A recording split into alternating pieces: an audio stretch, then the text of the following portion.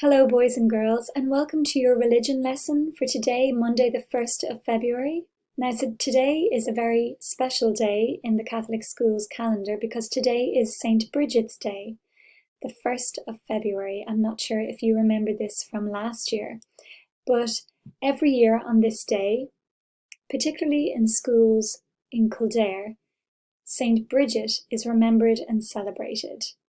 And the reason why it's mainly in Kildare schools is because St. Brigid is the patron saint of County Kildare, the same way that St. Patrick is the patron saint of Ireland. She is our county's patron saint. Now, St. Brigid was actually born in a place near Dundalk in County Louth, so she wasn't born in Kildare, but you'll find out soon enough why she became our patron saint.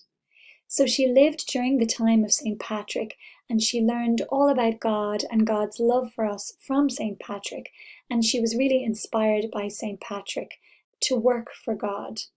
And so when she turned 18, she left home and she started helping the poor in her community.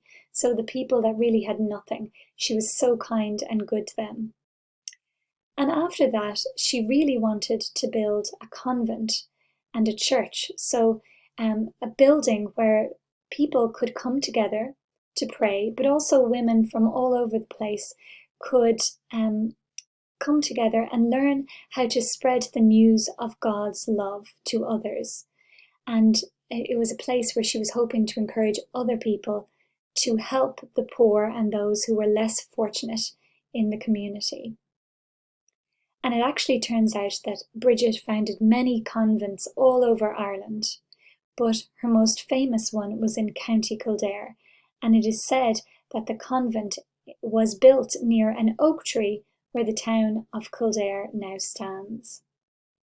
Now, you may have also seen these over the years and in the community, and particularly if you visit a church at this time of year. And this is called the St. Brigid's Cross. Well done. And making a St. Brigid's Cross is a tradition in Ireland to celebrate the beginning of early spring, because now we're into the season of spring. And you can see here that this cross is made from rushes. So they're woven together to make a cross. And St. Brigid crosses are usually hung by the door in a house or in the rafters. And it's thought that the St. Brigid cross actually protects the house from fire and bad luck. And St. Brigid and her cross are linked together by a story that says that she made this cross when she was by the bedside of a dying man who wanted to learn more about God. And Brigid used the rushes that were on the floor near his bedside to create a cross and explain to him about God. Now, one of the nicest stories about St. Brigid is the story of St. Brigid's cloak. So if you open your Grow in Love books on pages 60 and 61, you'll be able to see this story, and we're going to read it together, and then I'm going to tell you about the picture on the left-hand side. So this story is a legend, and it's one of people's favourite stories about St. Brigid because it's just a really nice tale. St. Brigid builds her church. And it says, read the story with your family. And this is good because this work is actually at home work anyhow. So we're going to read it together. Brigid and her friends wanted to tell the people in the land about the love of God. They wanted everyone to hear the good news that God loved them. Brigid decided that she should build a church so that everyone would have a place to come to when they wanted to talk to God. But Brigid had no land to build her church on. The chieftain who owned all the land in the area where Brigid lived was a very mean man. Brigid asked him for some land. "I will give you as much land as your cloak can cover," he said. "Take it off and see how much it covers." The chieftain laughed and laughed. But when Brigid laid her cloak on the ground, it began to grow bigger and bigger.